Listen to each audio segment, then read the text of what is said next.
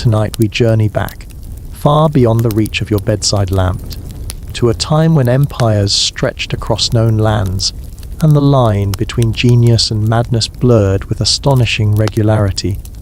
You are not merely listening. You are there, a silent observer, drifting through the ancient world, feeling the cool marble underfoot, hearing the distant echoes of a bustling Roman forum. This is a world of unimaginable power, fleeting glory, and an emperor so peculiar, so utterly convinced of his own divine right, that he once quite literally declared war on the sea. Yes, the vast, churning, indifferent ocean. You might think you're safe tucked in your bed, but tonight your mind will be sailing into truly uncharted waters. So, before you get comfortable, take a moment to like the video and subscribe, but only if you genuinely enjoy what I do here. And as you settle in, let me know in the comments where you're listening from and what time it is for you. Now, dim the lights, maybe turn on a fan for that soft background hum, and let's ease into tonight's journey together. You are there, standing on the sun-baked soil of ancient Rome, the air thick with the scent of dust, olive oil, and something vaguely like unwashed humanity. It's the year 41 AD, and the city hums with a nervous energy. Whispers ripple through the crowds like a breeze through dry leaves, all centering on one man, Gaius Julius Caesar Germanicus, better known to history, and to you as Caligula. The name itself, meaning little boot, was a childhood nickname given to him by the soldiers his father, Germanicus, commanded, because he used to wear miniature legionary boots. Imagine, the most feared man in the Roman world, once known as Bootsy. It's almost too adorable for a tyrant, isn't it? You can almost picture him toddling around, a tiny, menacing fashion plate. You find yourself drawn to the Palatine Hill, where the imperial palace sprawls like a colossal stone beast. From here, you can almost feel the pulse of power, erratic and unpredictable, emanating from within its walls. Caligula, just a few years into his reign, has already cemented a reputation that would make even the most seasoned despots raise an eyebrow. Initially, his rule began with such promise. He was the son of Germanicus, a beloved general, and Agrippina the Elder, a formidable woman. The people adored him, seeing him as a beacon of hope after the paranoid and cruel reign of Tiberius. Think of the collective sigh of relief that must have swept through Rome when Tiberius finally kicked the bucket. It was probably audible all the way in Gaul. But then something shifted. Historians still argue whether it was a severe illness he suffered in 37 AD that fundamentally altered his mind, or if his true, unhinged nature was simply unleashed once he had absolute power. Some speculate it was encephalitis, others a brain tumor, and a few even suggest he was just a garden-variety megalomaniac who finally got to let his freak flag fly. Whatever the cause, the gentle, promising young emperor began to unravel, and you are witnessing the early stages of this terrifying transformation. You see a group of senators, their faces etched with a mixture of fear and forced deference, hurrying along a cobbled street. They clutch their togas tightly, as if warding off an unseen chill, and their hushed conversations are punctuated by nervous glances over their shoulders. These are the men who, by tradition, were supposed to advise and guide the emperor, but now they are little more than trembling puppets on his strings. One might say they were caught between a rock and a very hard place, especially if that rock was prone to sudden, violent outbursts and declared itself a god. You recall a quirky tidbit about Caligula's domestic life. He was utterly devoted to his horse, Incitatus. Not just fond of, but devoted. He apparently fed Incitatus oats mixed with gold flakes, gave him a marble stall, and even considered making him a consul. Imagine the political debates, yes, but will Incitatus truly understand the intricacies of Roman law? Or will he just try to eat the scrolls? It's a question that probably kept more than a few senators up at night, right alongside the fear of being executed for daring to make eye contact. You can almost hear the stable hands whispering, "Peace, don't tell the emperor, but incitatis just whinnied in Latin again." The city itself feels like a stage set for a play gone terribly wrong. Grand temples stand tall, their columns reaching towards the brilliant blue sky, but beneath their majesty, there's an undercurrent of anxiety. You notice a street vendor quickly pulling his wares, baskets of figs and dates, off the path as a contingent of Praetorian guards marches by. Their polished helmets gleam, and their stern faces betray no emotion, but their very presence sends a shiver down your spine. They are the emperor's personal guard, his enforcers, and their loyalty is absolute, or at least absolutely terrifying for anyone who might displease their master. As you wander, you stumble upon a public bathhouse, the air steamy and resonant with the murmur of voices. Even here, in a place meant for relaxation, the atmosphere is tense. People whisper about the latest outrageous command from the palace, the newest bizarre spectacle. A man grumbles softly about the heavy taxes being levied, ostensibly to fund the emperor's increasingly lavish and peculiar projects. You hear a joke, delivered in a low voice. Why did Caligula cross the road? To declare war on the chickens for looking at him funny. It's a nervous laugh that follows, quickly stifled. Humor, even dark humor, is a dangerous game under such a ruler. You find yourself pondering a mainstream historical fact. Caligula's brief reign, lasting less than 4 years, was marked by an astonishing display of cruelty, extravagance, and genuine madness. He built pleasure barges of immense size, complete with dining rooms, baths, and gardens.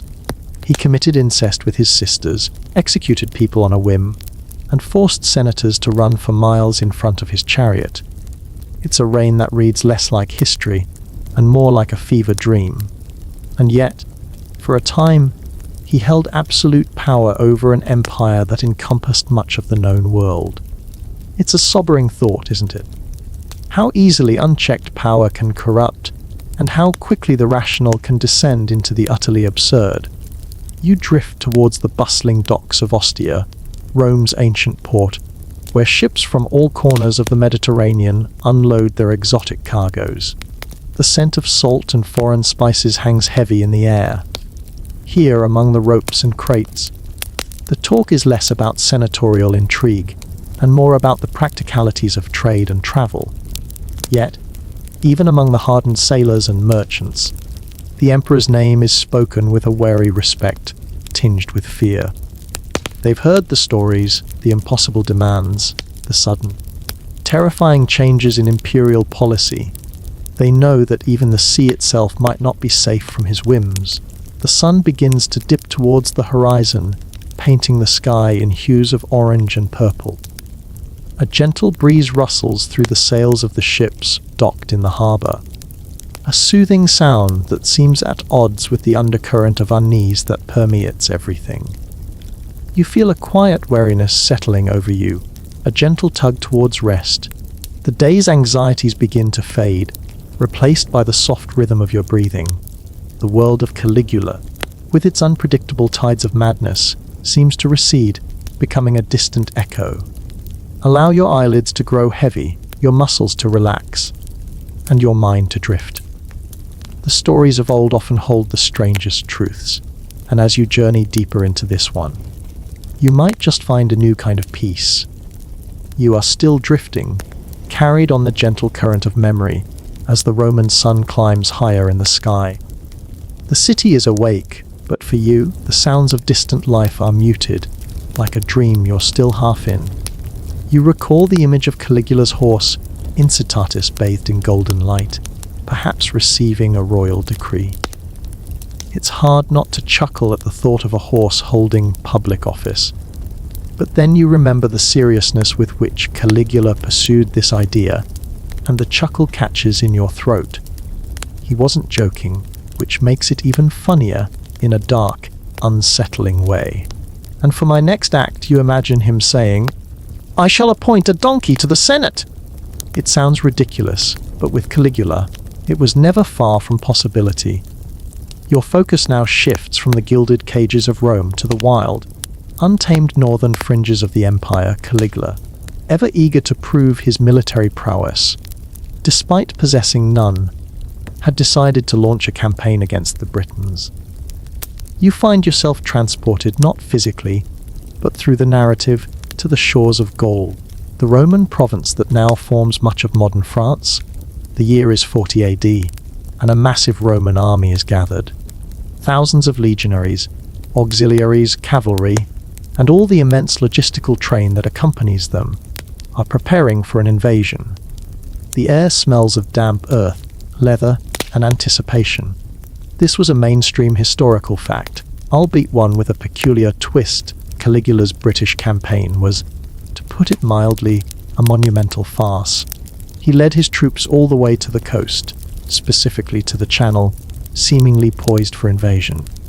The soldiers, no doubt weary from the long march, probably imagined glorious battles, rich plunder, and the triumphant return to Rome. Instead, they got something far, far stranger. You can almost feel the collective confusion rippling through the ranks. Are we just standing here? A young legionary might have whispered. Is this a new tactic? Very subtle, sir. And here's where the story takes its truly bizarre turn. A quirky tidbit that few would believe if it weren't so well documented.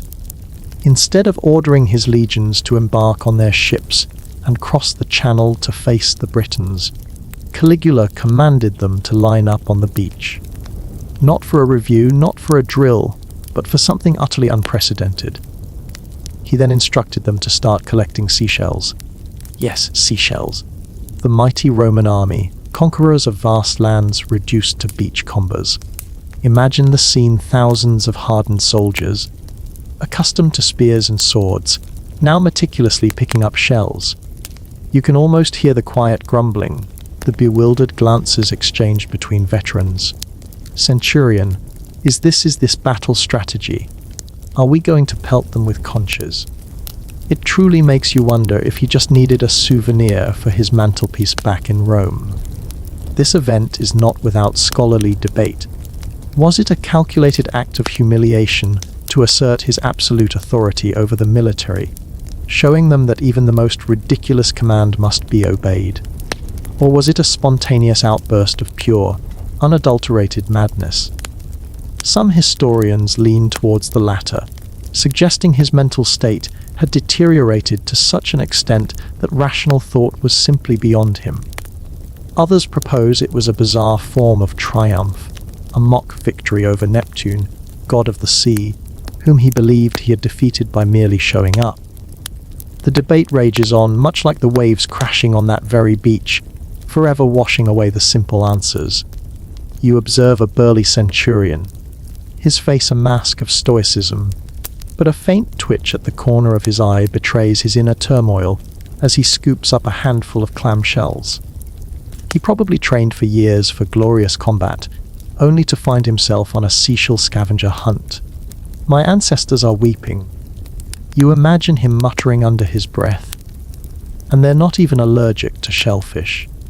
You might also notice a few soldiers trying to sneak bigger, prettier shells into their pockets, perhaps hoping to barter them later, or maybe just to impress their wives, who knew military service involved arts and crafts.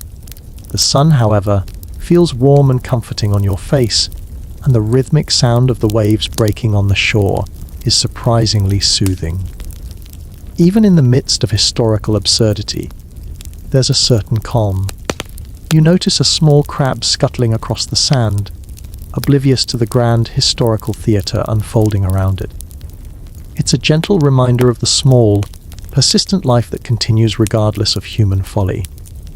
As for the declaration of war on the sea itself, it's a detail that adds another layer of bizarre grandeur to the story. Caligula reportedly ordered his troops to set up their artillery on the beach and fire into the waves. Imagine the roar of the ballista, the thud of the catapulted stones, all aimed at the vast, indifferent ocean. It's like throwing a tantrum at a mountain, utterly pointless, yet strangely compelling in its sheer audacity. You can almost hear the ocean yawning. Oh, is that all you've got? I've seen bigger waves after a particularly enthusiastic whale. It reminds you of a toddler trying to boss around a hurricane. This moment, this strange, surreal beach scene, epitomizes Caligula's reign. It was a period where the traditional rules of power and governance seemed to dissolve, replaced by the capricious whims of a single, increasingly unstable man.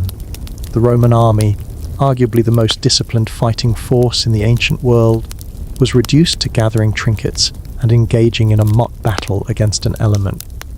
It's almost comical, if it weren't so profoundly disturbing in its implications for the stability of the empire.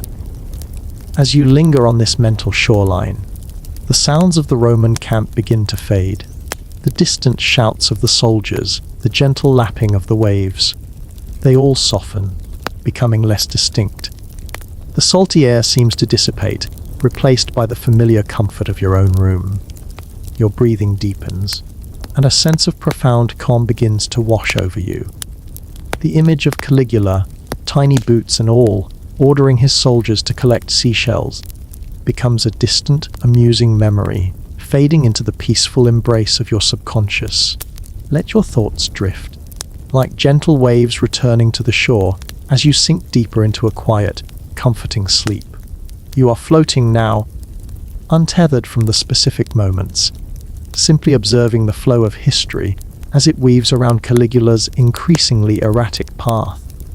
The lingering image of the Roman army, collecting seashells on the beach, still brings a faint smile to your mental landscape.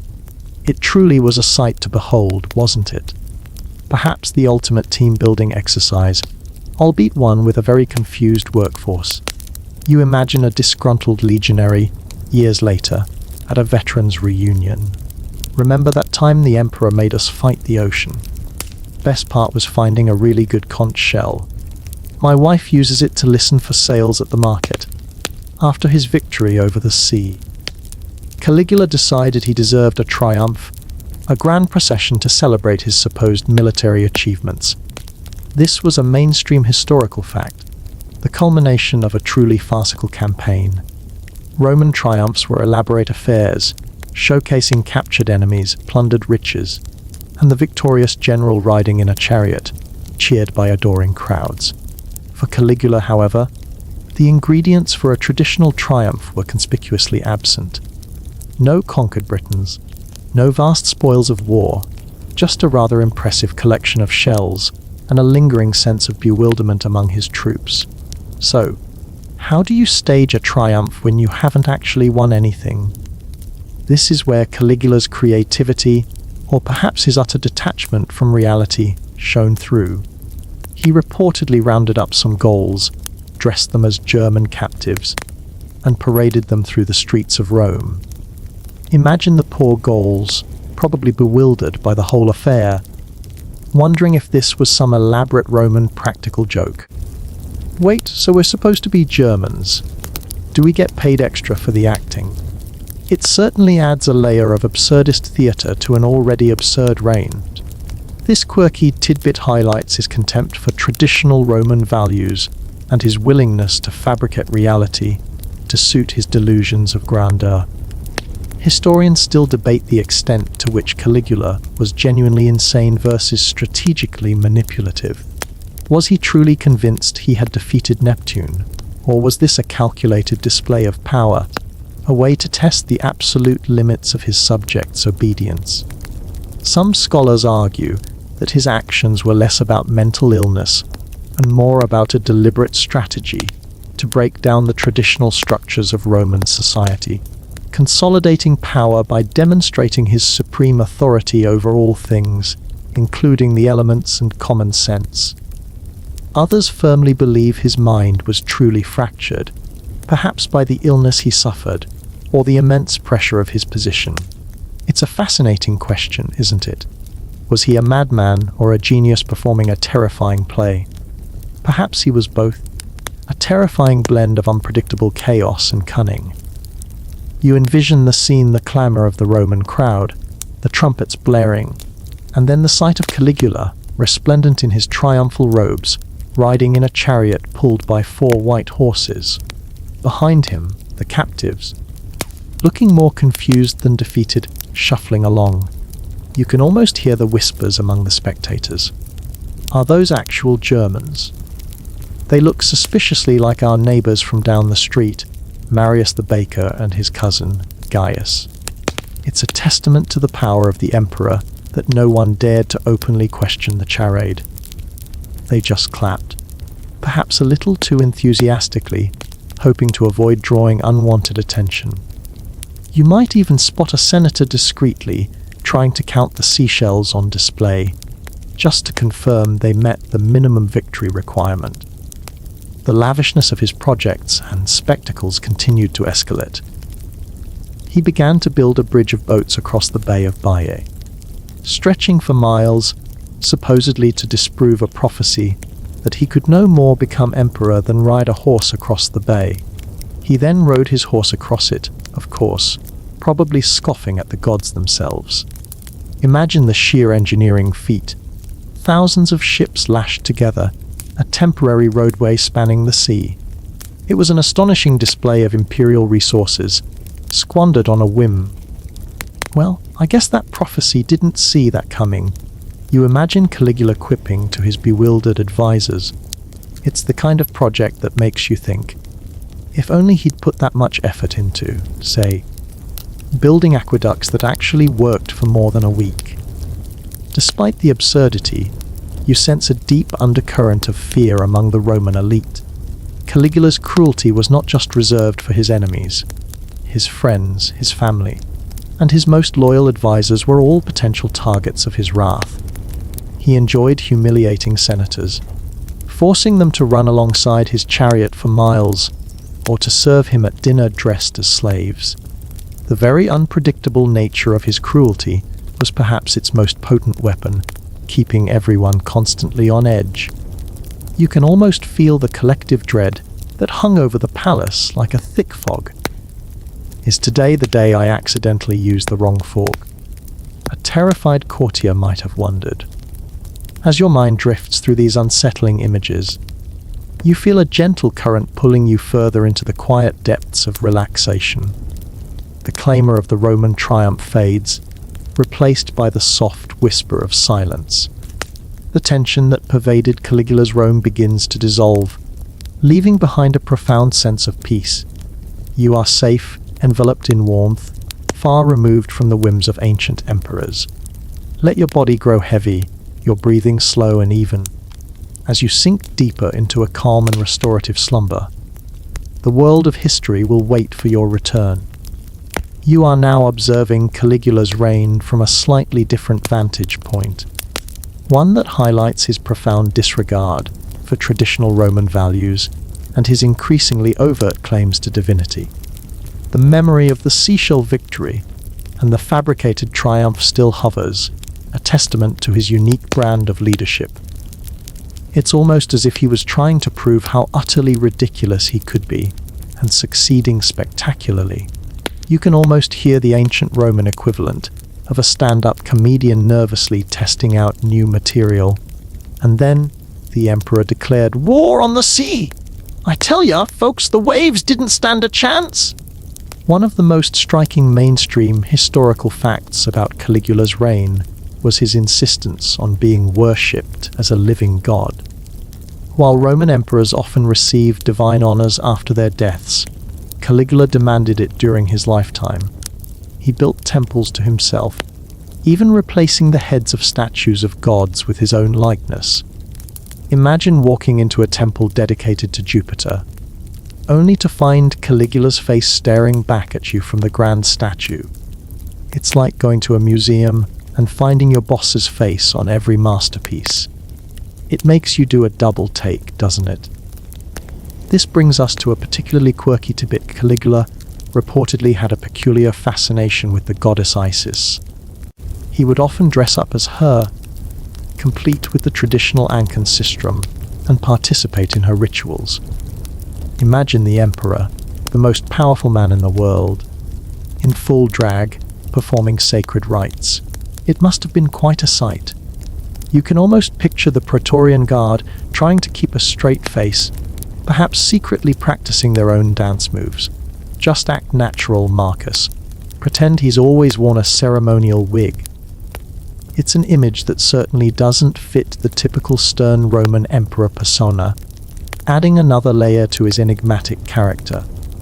This leads to a significant scholarly debate. Was Caligula's demand for deification a genuine belief in his own divinity, or a cynical political maneuver?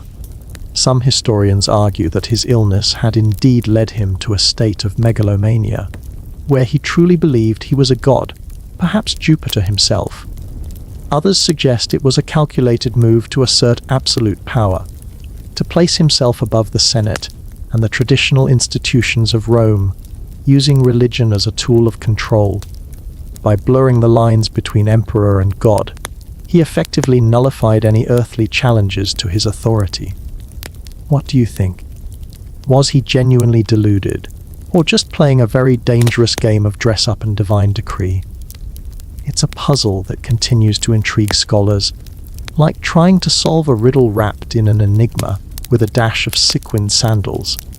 You watch as a group of priests, their faces pale and drawn, meticulously prepare a sacrifice at one of the newly dedicated temples. The air is thick with the scent of incense and fear. They carry out their duties with a meticulousness born of terror, knowing that any perceived slight could lead to their immediate execution. The whispers you hear are of Caligula's ever-increasing cruelty, how he forced parents to watch the executions of their own children, how he delighted in torturing senators for his amusement. It makes you feel a chill, even in the warmth of your mental journey. You can almost hear a nervous priest asking, "Did I remember to polish the emperor's statue's nose?" He gets very particular about nose shine. He also embarked on massive public works projects, not always for practical reasons.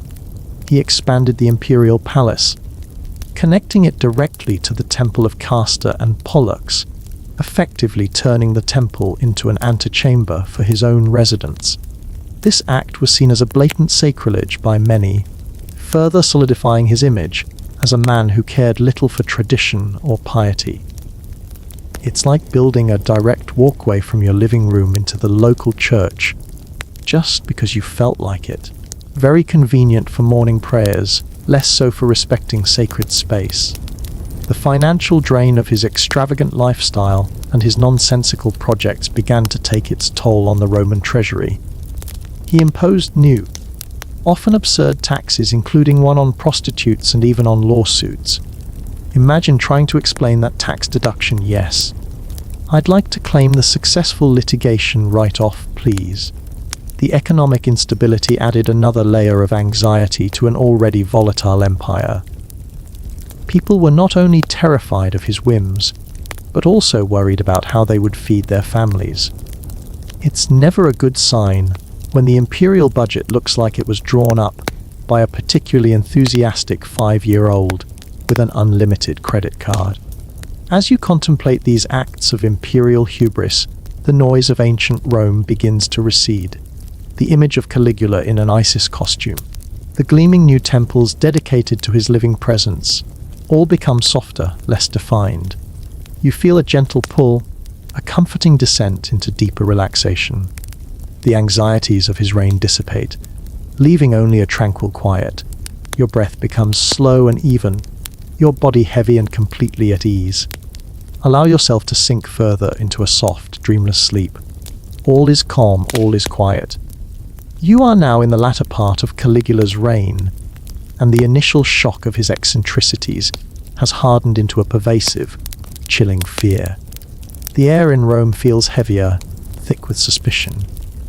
You're no longer just observing. You can almost feel the collective tension, like a drum pulled taut, waiting for the next strike.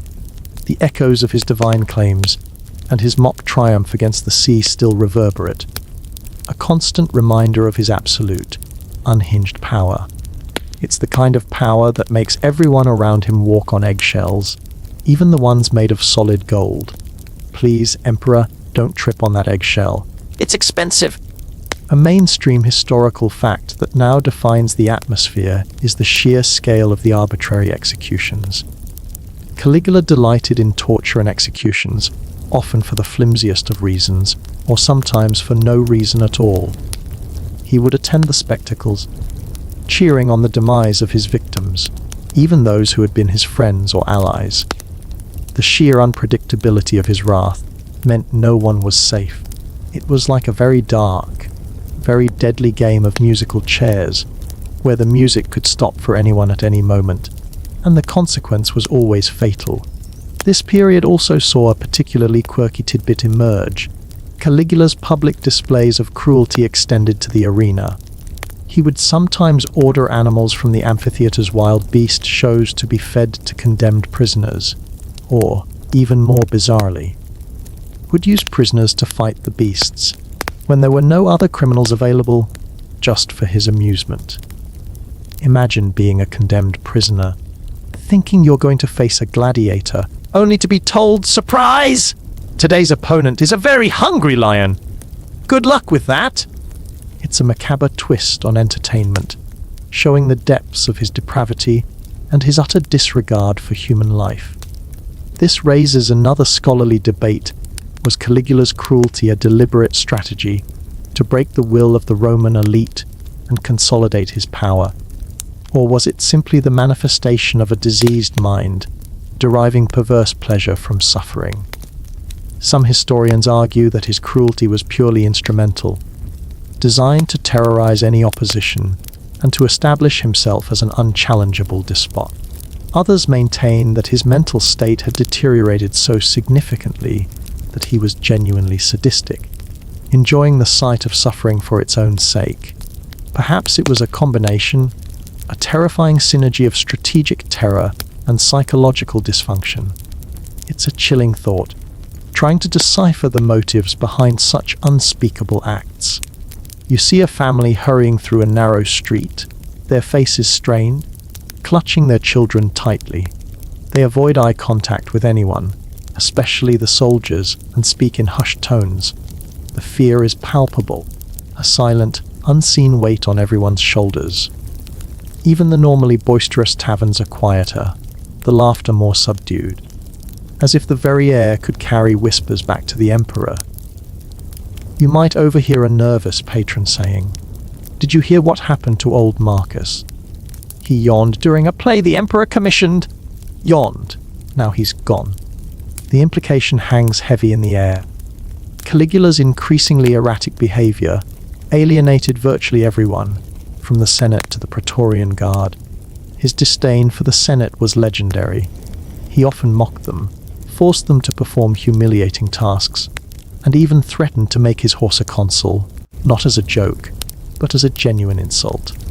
He saw them not as advisors, but as relics of a past he wished to erase, obstacles to his absolute rule. It's like having a boss who tells you your job is pointless, but you still have to show up every day and pretend to care. His relationship with the Praetorian Guard, his supposed protectors, also became strained. While they were his instruments of power, his unpredictable temper and constant threats eventually wore down their loyalty. Even those closest to him began to fear for their lives. The whispers of conspiracy begin to circulate, faint at first, like distant thunder, but growing steadily louder. No one felt safe, and that ultimately became his undoing. When everyone, including your personal bodyguards, is more afraid of you than they are of assassination, you've probably overplayed your hand. As the oppressive atmosphere of Caligula's Rome settles around you, you begin to feel a gentle shift. The tension slowly drains from your mental landscape, replaced by a profound sense of calm.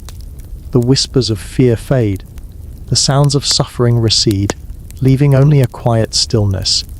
Your focus narrows to the gentle rhythm of your own breathing, a steady, comforting presence. Your body feels heavier, more relaxed with each passing moment. Allow the weight of history to lift, and surrender to the soothing embrace of sleep. You are safe, enveloped in warmth and peace. You are now in the final act of Caligula's reign, and the tension in Rome has reached a fever pitch. The oppressive fear you felt earlier has intensified, crackling in the air like static before a storm. The collective anxiety is almost tangible, a heavy cloak draped over the city. The memory of his bizarre public acts, his claims of divinity, and his arbitrary cruelty are fresh in the minds of everyone, a constant, terrifying backdrop to their lives. It's like living in a reality show where the host is perpetually on the verge of a complete meltdown, and you're all contestants in his twisted game. A mainstream historical fact that underscores this period is the formation of a widespread conspiracy against him.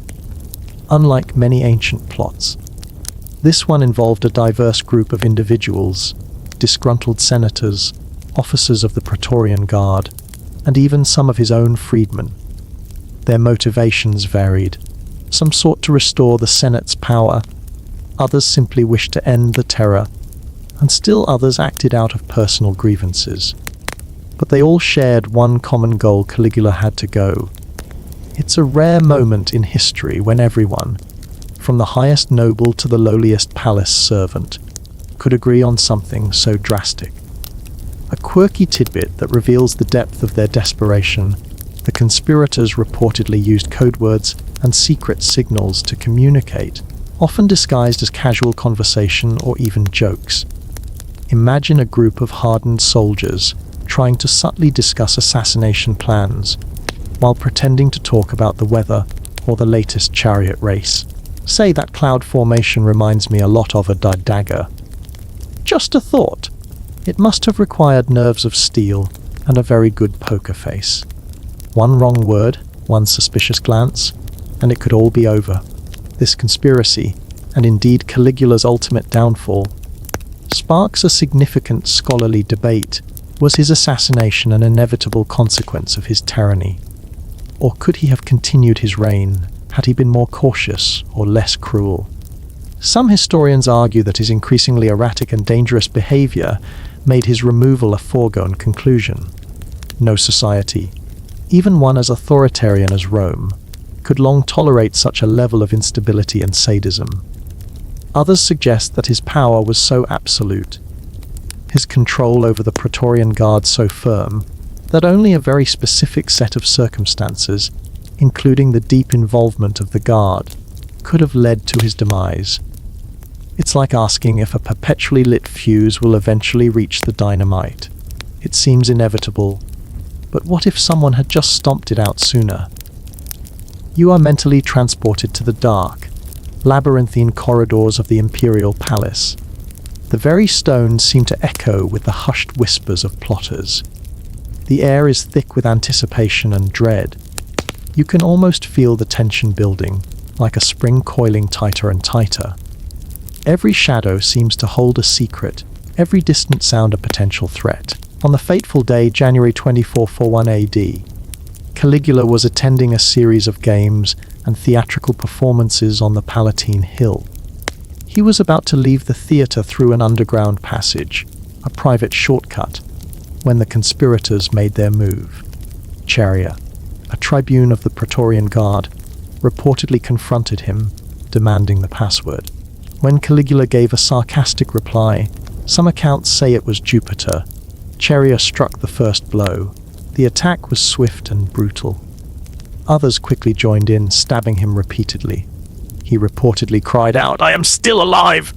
But it was futile. His reign of terror was over. Imagine the sheer terror and adrenaline of that moment, for both the attackers and the victim. It's a scene ripped straight from a Shakespearean tragedy, but with more daggers. The immediate aftermath was chaotic. The Praetorian Guard, initially confused, began a rampage, searching for and killing anyone they suspected of involvement in the assassination, or anyone who just looked vaguely suspicious. Rome descended into a brief period of anarchy, with competing factions vying for power.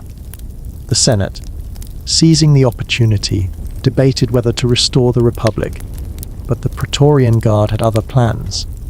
They found Caligula's uncle, Claudius, hiding behind a curtain, terrified, and proclaimed him emperor. And so, just like that, The imperial line continued, albeit with a rather reluctant and surprised new leader. You can almost hear Claudius muttering, "Wait, what? Me? But I was just looking for the bathroom." As the echoes of the assassination fade, replaced by the hushed aftermath, you feel a profound sense of release. The tension that gripped Caligula's Rome dissipates, and a wave of profound calm washes over you. The vivid images of conspiracy and violence soften, becoming abstract, distant. Your breath deepens, slowing to a gentle, steady rhythm. Your body feels completely at ease, sinking into the peaceful embrace of sleep. All is quiet, all is well. Rest now, deeply and calmly. You are now observing the immediate aftermath of Caligula's assassination, a time of profound uncertainty and rapid shifts in power. The mental image of Claudius, quivering behind a curtain, being unexpectedly thrust onto the imperial throne, is almost comically poignant. It was certainly not the grand entrance of an emperor, was it? More like an accidental stumble into destiny. You can almost imagine him thinking, "Is this part of a play? Am I supposed to have lines?" A mainstream historical fact of this chaotic period is the decisive role played by the Praetorian Guard in selecting the next emperor. While the Senate initially entertained the idea of restoring the Roman Republic, a fleeting dream that quickly dissolved, the Praetorians, the emperor's personal bodyguards, had other ideas. They were the true power brokers in this moment, demonstrating that military might, not senatorial decree, held the ultimate sway. They had just killed an emperor, and they were in no mood to debate political theory. They preferred the immediate, concrete action of installing a new one, preferably someone they could control. A quirky tidbit that adds to the bizarre nature of Claudius's ascension. He was well known for his physical ailments and perceived intellectual deficiencies. He had a limp, a tremor, and a speech impediment. Caligula had often mocked him, even publicly humiliated him, considering him a simpleton and harmless. This perceived weakness was, ironically, his greatest strength in that chaotic moment. The Praetorians saw him as someone they could easily manipulate, a puppet emperor. They probably thought, he stutters, he limps, he hides behind curtains. Perfect!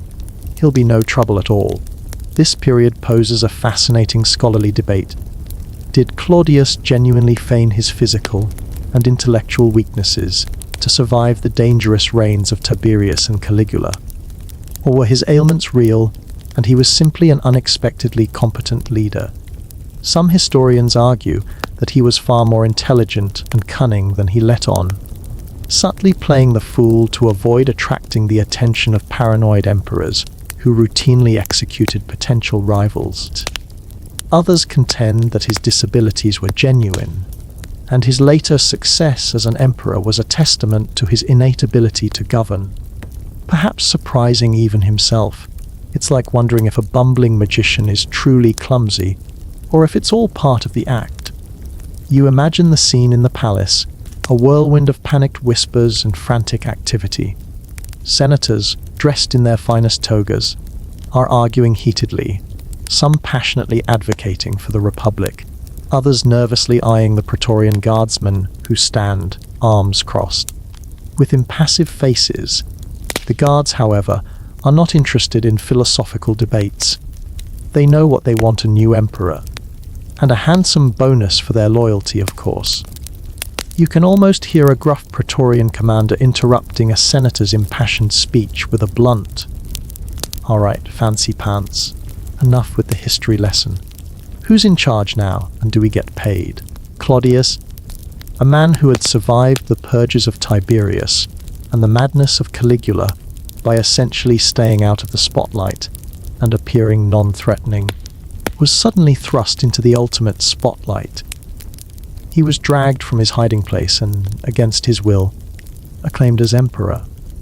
The irony is profound. The man who tried so desperately to be invisible became the most visible figure in the Roman world. He must have been utterly terrified, but also, perhaps with a tiny, flickering spark of ambition, realizing that survival sometimes means seizing the moment, even if it's terrifying. The transition was not entirely smooth, of course. There were some initial skirmishes and a brief period of confusion. But the Praetorian Guard, with their overwhelming military presence within the city, quickly put an end to any thoughts of a republican revival. They had spoken, and their word, backed by swords, was law. The Senate, seeing the futility of resistance, grudgingly accepted Claudius as the new emperor. It's a stark reminder that even in a theoretically republican system, real power often resides with those who control the military. As you reflect on this sudden shift in Roman power, the chaos of the transition begins to recede. The shouts of the Praetorians, the nervous debates of the senators, they all fade into a gentle hum. A profound sense of order, albeit a new and uncertain one, begins to settle. Your mind drifts from the clamor of ancient Rome to the peaceful quiet of your surroundings. Your breath deepens, slowing to a gentle rhythm, and your body feels increasingly heavy, sinking into the soft comfort of your bed. Let the narratives of power and transition dissolve into the tranquil embrace of sleep. All is calm, all is quiet, and the gentle current of rest pulls you deeper into slumber. You are now observing the early years of Claudius's reign, a stark contrast to the tumultuous period that preceded it. The immediate chaos of Caligula's assassination has settled, replaced by a cautious calm. The image of Claudius, initially perceived as weak and bumbling, now begins to solidify into something more complex and surprisingly competent. It's like watching a seemingly fragile old vase suddenly reveal itself to be incredibly strong and capable of holding water, lots of it, without a single leak. A mainstream historical fact of Claudius's early rule is his concerted effort to stabilize the empire and restore order after Caligula's erratic reign.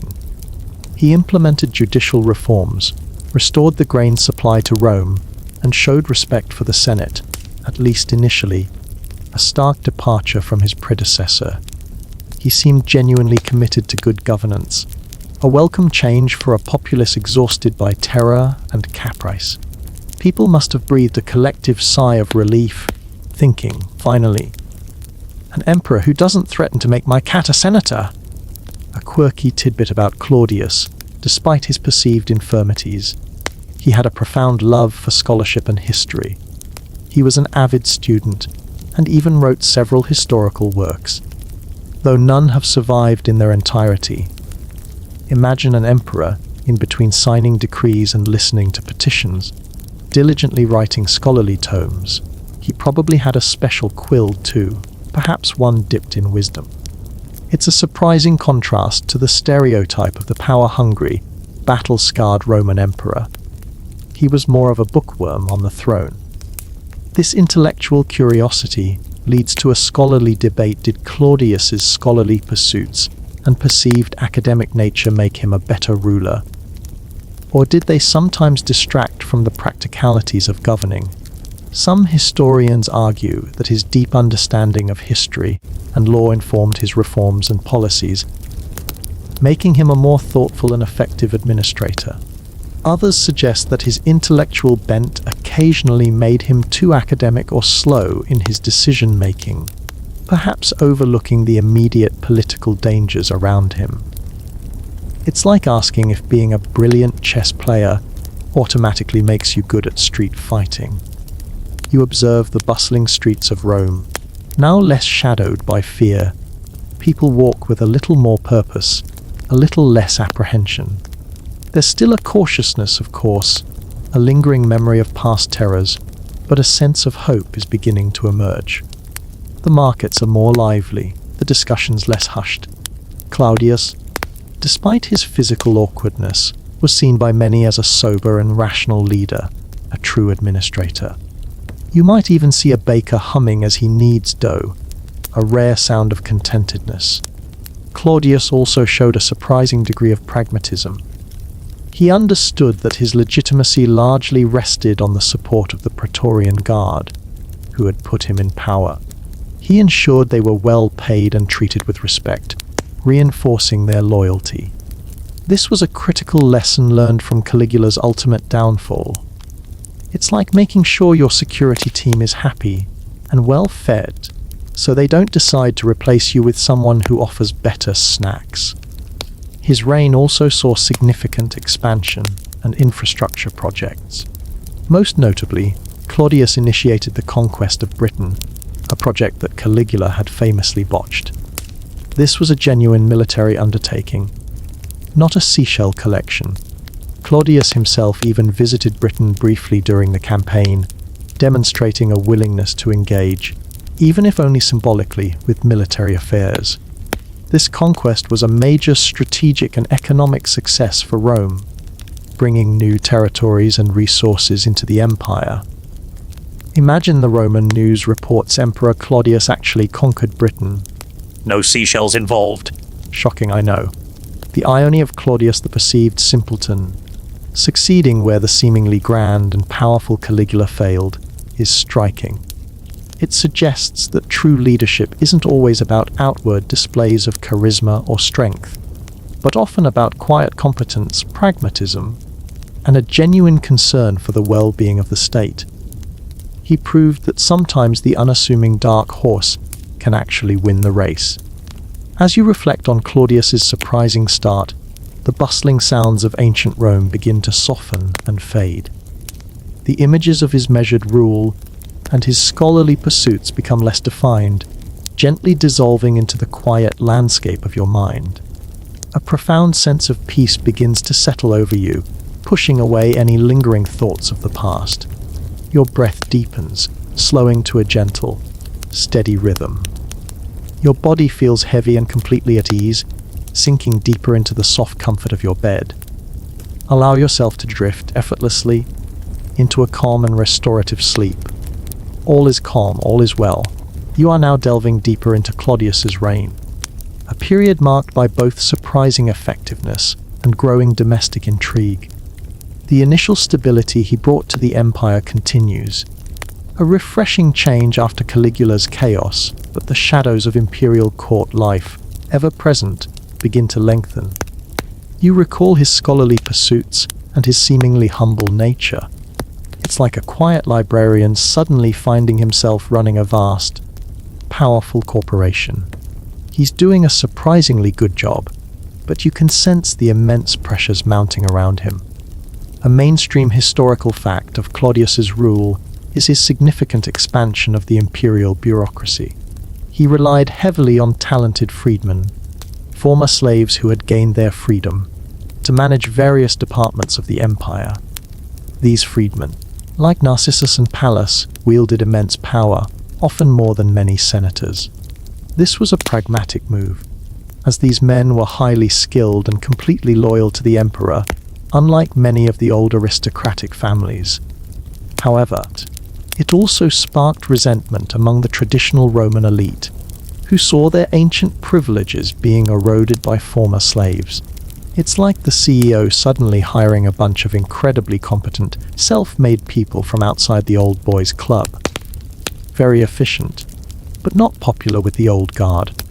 A quirky tidbit related to Claudius's personal life: he suffered from several prominent wives.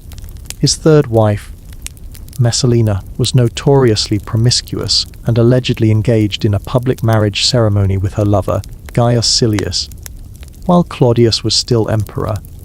Imagine the scandal! It's the kind of story that would break the internet if ancient Rome had won.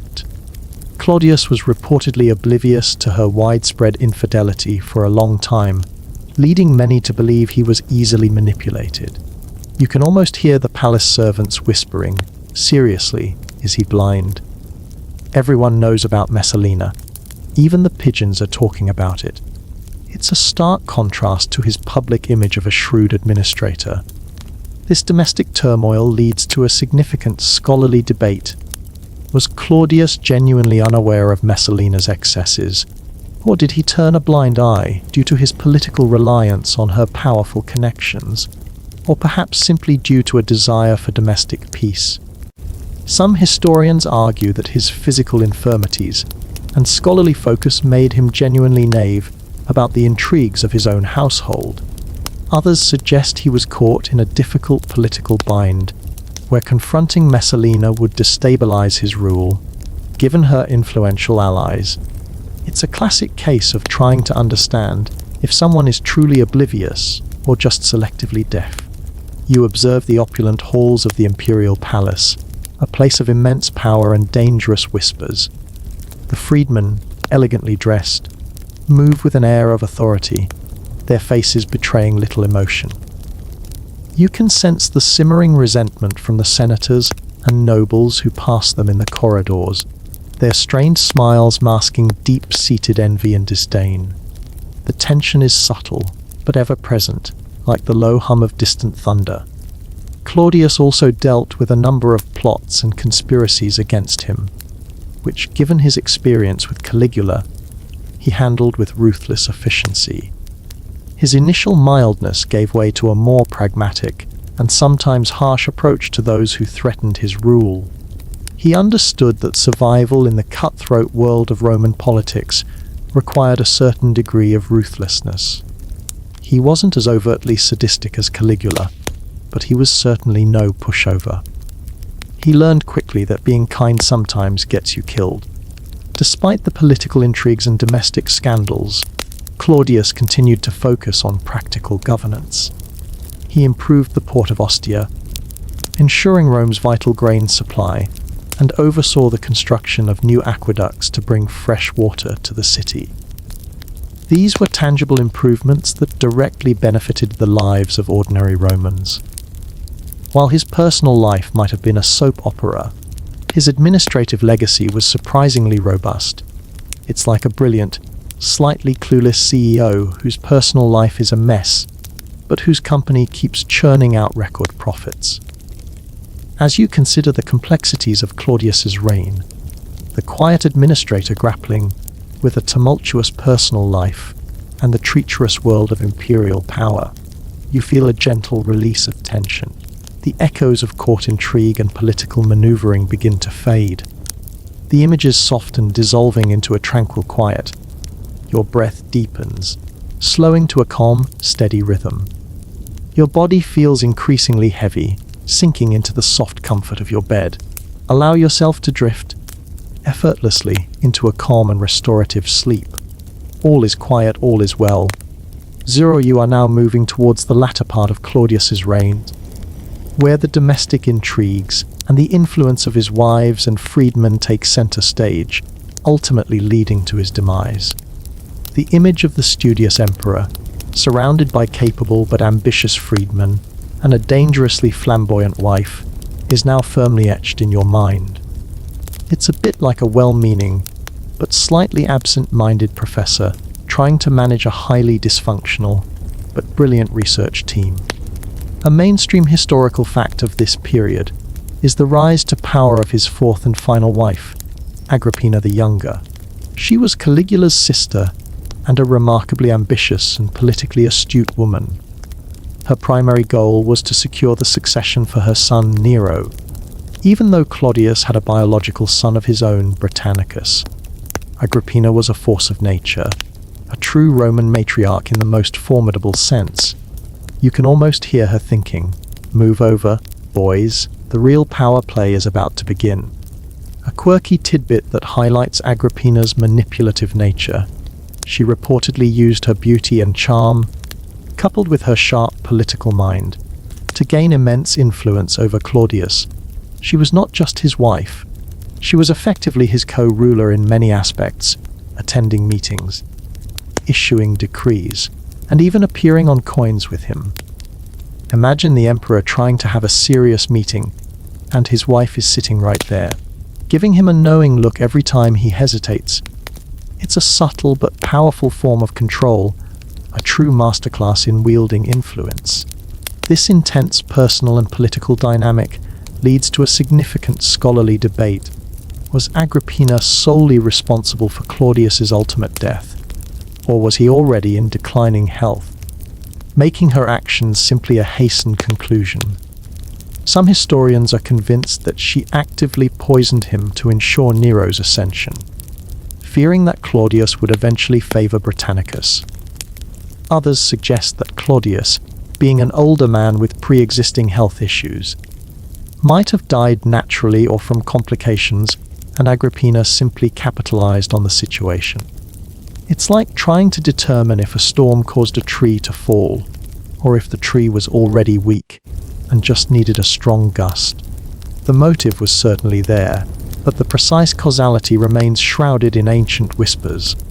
You observe Agrippina, an imposing figure even in your mental landscape, moving through the palace with a regal bearing. Her eyes are sharp, constantly assessing, constantly calculating. She doesn't whisper. She commands, and those around her obey, either out of respect or fear. She is a woman who knows what she wants and how to get it, even if it means moving a few emperors out of the way. You might even see her discreetly polishing a tiny, innocent-looking mushroom just in case. Claudius, by this point, was likely becoming increasingly frail and perhaps less alert. His reliance on his freedmen and now on Agrippina grew. He even adopted Nero, effectively placing him in direct line for the succession, a move that pleased Agrippina immensely. It was a strategic blunder, perhaps, or simply the act of a man tired of fighting the political currents around him. He probably thought, "Oh, for the love of Jupiter, just give her what she wants so I can finish my history book." The general consensus among ancient historians is that Claudius died by poison, likely administered by Agrippina, on October 13, 54 AD. The method is often described as poisoned mushrooms served at a dinner. The irony, of course, is that Claudius was reportedly very fond of mushrooms. It's a cruel twist of fate to be undone by something you genuinely enjoy. Imagine his last thought: "These mushrooms taste surprisingly bitter." Also, I feel a sudden urge to make Nero emperor. Odd. His death paved the way for Nero's accession, a new chapter in Roman history, and a stark reminder of the often violent ends that awaited Roman emperors. Claudius, the unassuming scholar who survived by feigning weakness, ultimately fell victim to the very familial ambition he had tried to navigate. His reign, though often overshadowed by the excesses of Caligula and the notoriety of Nero, was a period of surprising stability and significant administrative achievements for Rome. He left the empire in a stronger position than he found it, despite his dramatic exit. As the final act of Claudius's life plays out in your mind, the sounds of palace intrigue and political ambition begin to fade. The images of Agrippina and Nero, the poisoned mushrooms, all become softer, less defined. A profound sense of peace begins to settle over you, pushing away any lingering thoughts of ancient power struggles. Your breath deepens, slowing to a gentle, steady rhythm. Your body feels increasingly heavy, sinking into the soft comfort of your bed. Allow yourself to drift effortlessly into a calm and restorative sleep. All is quiet, all is well. You are now entering the tumultuous and infamous reign of Nero, a period that would become synonymous with artistic vanity, brutal persecution, and spectacular self-destruction. The quiet competence of Claudius has evaporated, replaced by a charismatic, volatile, and ultimately terrifying new emperor. The image of Claudius consuming his last, fateful mushroom slowly dissolves, making way for the flamboyant, fiery personality of his successor. It's like switching from a calming classical music station to a full-on rock opera, complete with pyrotechnics. A mainstream historical fact about Nero's early reign is that it began with considerable promise. Guided by his mother Agrippina, and advised by the Stoic philosopher Seneca and the Praetorian prefect Burrus, his first 5 years were often described as a golden age of good governance. He initially reduced taxes, increased the powers of the Senate, and introduced popular reforms. Imagine the relief in Rome few. Another sensible one! Maybe we're finally out of the woods with these emperors. It was a honeymoon period, a deceptive calm before the storm, a quirky tidbit that sets the stage for Nero's true passions. He was obsessed with the arts, music, poetry, and charioteering. He loved to perform, believing himself a gifted singer and lyre player. despite evidence to the contrary.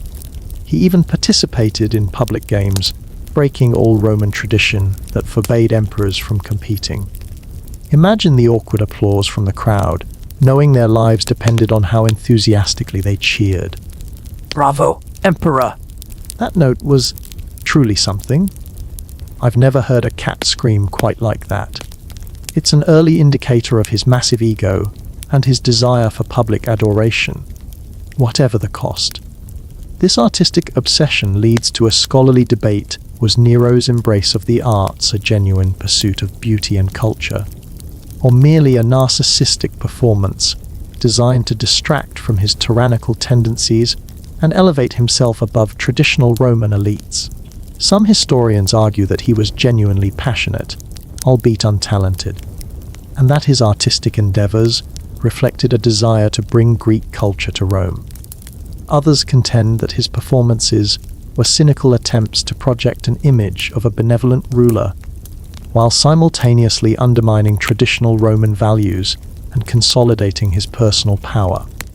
Was he a true patron of the arts, or just a very dangerous dilettante with an audience he couldn't fire? You mentally step into the lavish courts of Nero's Rome, a world of excessive luxury and hidden dangers. The air is thick with perfumes and hushed conversations. You see Nero himself, often depicted as a corpulent young man with a carefully arranged hairstyle, perhaps strumming his lyre with a self-satisfied smirk. Around him, courtiers offer effusive praise, their eyes nervously darting to gauge his reaction. It's a constant performance, both for him and for those who surround him. As his reign progressed, Nero's true nature began to emerge, or perhaps the influence of Seneca and Burrus began to wane. He grew increasingly paranoid and power-hungry, seeing rivals everywhere, even within his own family. His relationship with his formidable mother, Agrippina, deteriorated rapidly. She had maneuvered him into power, but now she sought to control him, and Nero was not one to be controlled. This led to one of the most chilling acts of his early reign, the murder of his own mother. He reportedly tried several methods to kill her, including a collapsible boat, which hilariously failed. Imagine the scene: Agrippina, after surviving a shipwreck orchestrated by her son, calmly swimming to shore.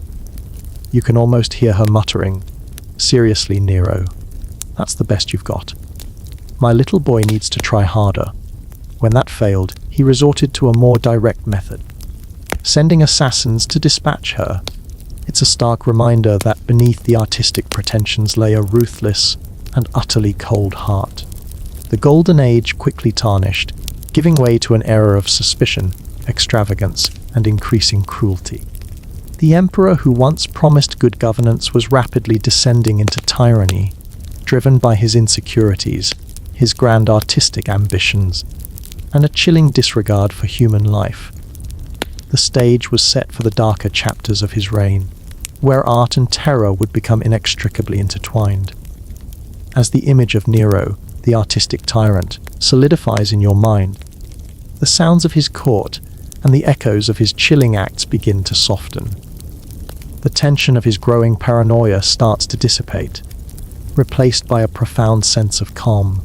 Your breath deepens, slowing to a gentle, steady rhythm. Your body feels increasingly heavy, sinking into the soft comfort of your bed. Allow yourself to drift effortlessly into a calm and restorative sleep. All is quiet, all is well. You are now immersed in the true heart of Nero's notorious reign, a period where his artistic obsessions and megalomania collided with devastating consequences for Rome. The memory of his chilling matricide lingers, a dark stain on his artistic aspirations, reminding you that beneath the thin veneer of culture lay a deep vein of cruelty. It's like admiring a beautiful painting, only to realize the artist used human blood as pigment. A mainstream historical fact that defines this era is the Great Fire of Rome in July 64 AD. The fire raged for 6 days, followed by another outbreak, destroying much of the city. The devastation was immense, leaving countless homeless and a significant portion of the city in ruins. The scale of the catastrophe was unprecedented, forever etching itself into the annals of Roman history. You can almost feel the heat, smell the smoke, and hear the desperate cries of the populace as they tried to escape the inferno. This event is inextricably linked to a particularly infamous quirky tidbit, the widespread rumor that Nero fiddled, or more accurately, played the lyre while Rome burned. While this is likely an exaggeration, or even a complete fabrication, it captured the public imagination and became a powerful symbol of his perceived indifference and depravity. The reality was probably less dramatic. He was reportedly at his villa in Antium when the fire started and rushed back to Rome. But the image of him casually strumming a tune while his capital blazed is far more compelling, isn't it? Oh, look, a fire! Just needs a little background music. The fiddling while Rome burns story, and Nero's actions during and after the fire, lead to a significant scholarly debate. Was Nero truly responsible for setting the Great Fire, or was he unjustly blamed? Perhaps as a convenient scapegoat. Some ancient sources, notably Tacitus, suggest that many Romans believed Nero started the fire to clear land for his ambitious new palace, the Domus Aurea Golden House. Others argue that the fire was accidental, a common occurrence in ancient Rome's densely packed wooden buildings, and that Nero used the opportunity for his own building projects. It's a crucial question, trying to separate historical fact from propagandistic fiction. Was he an arsonist emperor, or just an emperor who greatly benefited from a very unfortunate accident? You mentally navigate the smoke-choked streets of Rome, the air thick with ash and despair. You see distraught citizens, their faces streaked with soot, desperately searching for loved ones amidst the smouldering ruins. The scale of the destruction is overwhelming, a stark testament to the unforgiving power of fire in a pre-modern city. It's a scene of unimaginable suffering, a grim backdrop to the emperor's grand designs. After the fire, Nero launched a massive rebuilding program, which was both necessary and a source of further resentment. He imposed heavy taxes to fund the reconstruction, especially his extravagant Domus Aurea, a colossal palace complex with artificial lakes, vineyards, and sprawling gardens. It was a marvel of Roman engineering and luxury, but it was built on the ashes of ordinary Romans' homes. Imagine losing everything, and then watching the emperor build his dream mansion on the cleared land. It's not exactly a PR win, is it? To deflect blame for the fire, Nero found a convenient scapegoat, the burgeoning Christian community in Rome. This was a mainstream historical fact that marked the beginning of systematic state-sponsored persecution of Christians. He accused them of arson and subjected them to horrific punishments, often in public spectacles. They were crucified, thrown to wild beasts, or even set alight as human torches to illuminate his gardens at night. It's a chilling reminder of how easily fear and hatred can be manipulated to target an innocent minority. We need someone to blame for this inferno! Ah yes, those people who worship a single invisible god. Perfect! Nero's reign spiraled further into tyranny. His paranoia intensified, leading to purges and executions of senators, nobles, and even his former advisors Seneca and Burrus, whom he suspected of disloyalty. No one was safe from his increasingly erratic and cruel whims. The Golden Age was long forgotten, replaced by a reign of terror, fueled by paranoia and an insatiable desire for absolute control. As the searing images of the Great Fire and Nero's subsequent tyranny begin to fade, replaced by a profound sense of calm, you feel a gentle current pulling you deeper into relaxation. The heat, the smoke, the fear, all dissolve into a cool, tranquil quiet. Your breath deepens, slowing to a gentle, steady rhythm. Your body feels increasingly heavy, sinking into the soft comfort of your bed. Allow yourself to drift effortlessly into a calm and restorative sleep. All is quiet, all is well. You are now traversing the darkest depths of Nero's tyranny, where his artistic vanity reached its zenith. intertwined with an ever-increasing ruthlessness. The echoes of the Great Fire and the cries of the persecuted Christians still resonate, a chilling testament to the emperor's capacity for cruelty. It's like listening to a beautiful but discordant symphony, where every note is a reminder of human suffering. A mainstream historical fact of this later period is Nero's obsession with performing publicly. He would compel the most prominent citizens of Rome, including senators, to attend his musical and theatrical performances, sometimes lasting for hours. He even toured Greece, competing in and invariably winning every artistic competition. Imagine a modern-day head of state forcing everyone to watch their karaoke performance, with the implicit threat of severe consequences for anyone who didn't applaud enthusiastically enough. You can almost hear the courtiers whispering, Oh, wonderful trill, Emperor! So much passion! "Is that a new outfit?" Very sparkly! A quirky tidbit that demonstrates his artistic delusion. Nero reportedly had an elaborate set of stage costumes, including silk robes adorned with gold, and he would carefully choose his attire for each performance, as if he were a professional actor.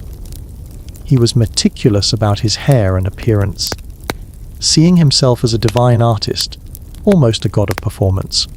It's a stark contrast to the rough and tumble image of Roman emperors.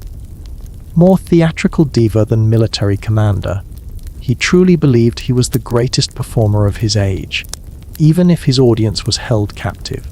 This artistic megalomania sparks a significant scholarly debate. Was Nero's focus on public performance a cunning political strategy to undermine the traditional Roman aristocracy and assert his absolute authority, or was it a genuine, albeit deluded, artistic passion that consumed him? Some historians argue that by forcing senators and nobles to participate in, or merely endure, his performances, he humiliated them and stripped them of their dignity, thus diminishing their power. Others believe he truly saw himself as an artistic genius, driven by an unshakable belief in his own talent, irrespective of political gain. Was he a master manipulator using art as a weapon, or just a terribly untalented artist with too much power? You find yourself in the audience of one of Nero's performances, the air thick with nervous expectation. The applause is thunderous, almost too loud, betraying the underlying fear.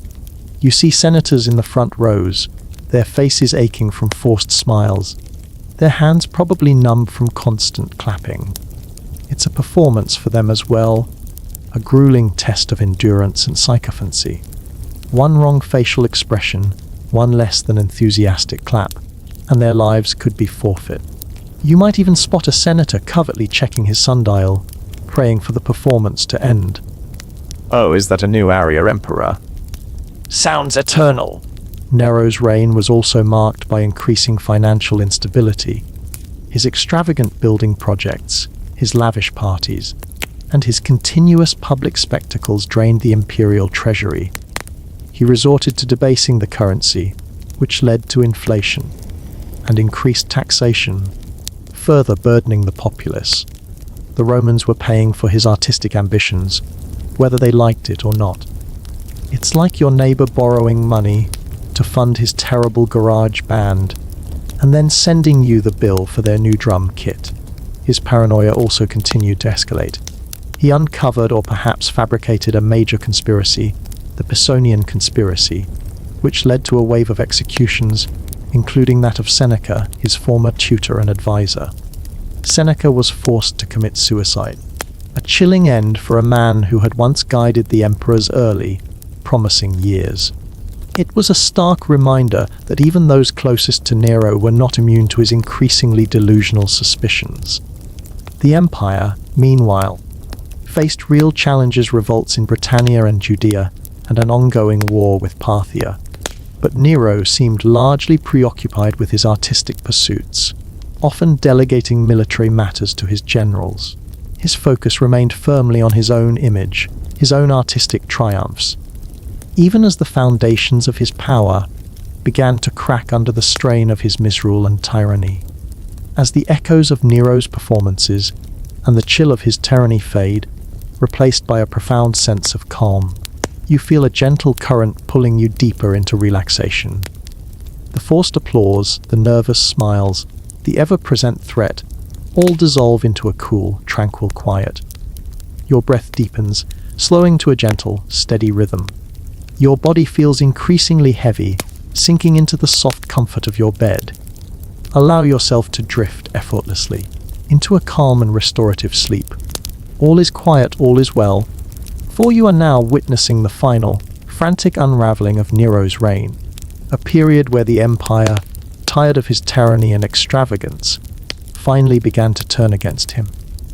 The memory of his artistic self-delusion and the widespread suffering he inflicted still hovers, a grim backdrop to his inevitable downfall. It's like watching a deeply flawed and unstable performer finally losing his audience, not just in the theatre, but in the entire world. A mainstream historical fact of this final period is the growing series of revolts and defections from various Roman provinces and military commanders. The first significant challenge came from Gaius Julius Vindex, the governor of Gallia Lugdunensis, modern France. He rebelled, not to seize power for himself, but to remove Nero and restore traditional Roman governance. This was a clear signal that the empire's patience had run out. It's like the moment when everyone at the party decides the host has gone completely off the rails, and it's time to call the police. A quirky tidbit that illustrates Nero's detachment from reality, even in the face of rebellion, when news of Vindex's revolt reached him. Nero was reportedly more concerned with continuing his theatrical performances and his artistic pursuits than with mounting an effective military response. He seemed to believe that his divine status and artistic genius would somehow protect him. Imagine receiving news of a major rebellion and your first thought is, "But who will appreciate my new opera?" It's a level of delusion that borders on the fantastical. This profound disconnect between Nero's artistic world and the political realities of his empire sparks a significant scholarly debate. Was Nero simply too deluded by his own self-importance to grasp the gravity of the revolts, or was his artistic retreat a form of denial, an attempt to escape an increasingly dire situation? Some historians argue that his megalomania had reached such a peak that he genuinely believed he was untouchable, chosen by the gods. Others suggest that he understood the danger, but was paralyzed by fear or simply chose to ignore it, clinging to his artistic comfort zone rather than facing the harsh realities of rebellion. Was it genuine madness or profound escapism? You mentally observe the frantic scene in Rome. Messengers arrive constantly, bearing news of mounting unrest. Senators and courtiers, once obsequious, now eye each other nervously, sensing the impending collapse. The atmosphere is charged with a mix of fear, uncertainty, and a growing, desperate hope for change. You can almost hear the hushed conversations. "Did you hear? Another province has declared for Vindex. What's the emperor doing? Oh, he's composing a new ode to his sandals." Vindex's revolt was initially crushed by the loyalist general Lucius Virginius Rufus, but the dominoes had begun to fall. Soon after, Servius Sulpicius Galba, the elderly governor of Hispania Tarraconensis, modern Spain, joined the rebellion, declaring himself the legitimate leader and garnering significant support from other legions. This was the true turning point. The military, the very foundation of Nero's power, was turning against him. It's one thing when a provincial governor complains. It's another entirely when your main fighting force starts switching sides. Nero's response was, as ever, marked by paranoia and further cruelty. He ordered the execution of more senators and nobles, seizing their property to fund his increasingly desperate efforts to raise new legions. He showed no strategic foresight, no ability to rally support, only an increased tendency towards suspicion and brutality. His inner circle, seeing the writing on the wall, began to abandon him. Even the Praetorian Guard, his longtime protectors, started to lose faith. The end was swift and ignominious. deserted by his guards, declared a public enemy by the Senate, and with legions marching on Rome, Nero fled the city.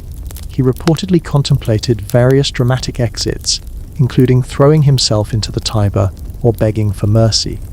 But ultimately, fearing capture and a humiliating execution, he persuaded his freedman, Epaphroditus, to assist him in committing suicide. His famous last words, "Qualis artifex perio!" or "What an artist dies in me!" epitomize his egocentric view of himself, even in his final moments. He died on June 9, 68 AD, bringing an end to the Julio-Claudian dynasty. It's a rather self-serving epitaph for a man who managed to set his capital city on fire. As the tragic, yet inevitable, end of Nero's reign settles in your mind, the sounds of rebellion and the echoes of his final, self-pitying words begin to fade. A profound sense of closure, of an era drawing to a close, washes over you. Your breath deepens, slowing to a gentle, steady rhythm. Your body feels increasingly heavy, sinking into the soft comfort of your bed. Allow yourself to drift effortlessly into a calm and restorative sleep. All is quiet, all is well. 5. You are now in the turbulent aftermath of Nero's death. A period historians call the year of the four emperors. The once unquestioned stability of the Julio-Claudian dynasty has shattered, plunging the Roman Empire into a brutal civil war. The silence after Nero's final, self-indulgent words is temporary, quickly filled by the clash of swords and the clamor of competing legions.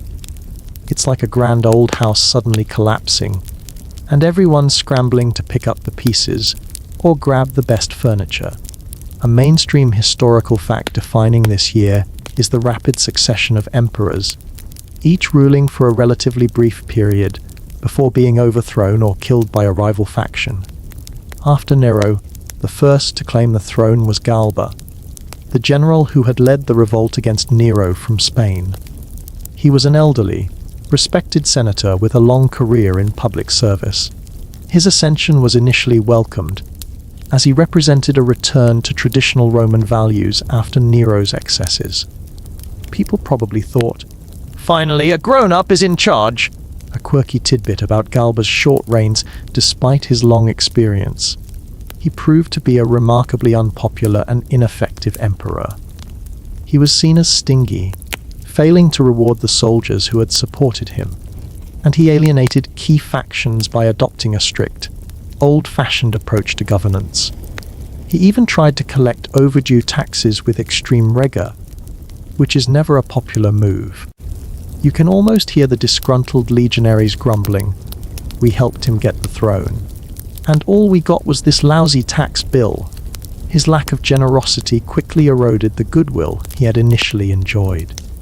This rapid turnover of emperors, and Galba's struggles in particular, lead to a significant scholarly debate. Was the year of the four emperors an inevitable consequence of Nero's misrule and the instability he fostered? Or was it a series of unfortunate choices and personal failings on the part of the initial contenders for the throne? Some historians argue that Nero had so destabilized the empire and centralized power that a violent succession crisis was bound to happen, regardless of who rose up. Others suggest that if Galba had been more politically astute, or if the other contenders had been less ambitious, the civil war might have been avoided or minimized. Was it a systemic breakdown or a series of individual missteps? You mentally observe the shifting alliances and betrayals within Rome.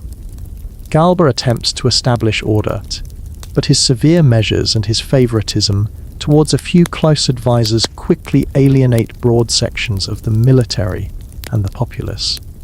You see the glint of ambition in the eyes of other generals, sensing weakness in the new emperor.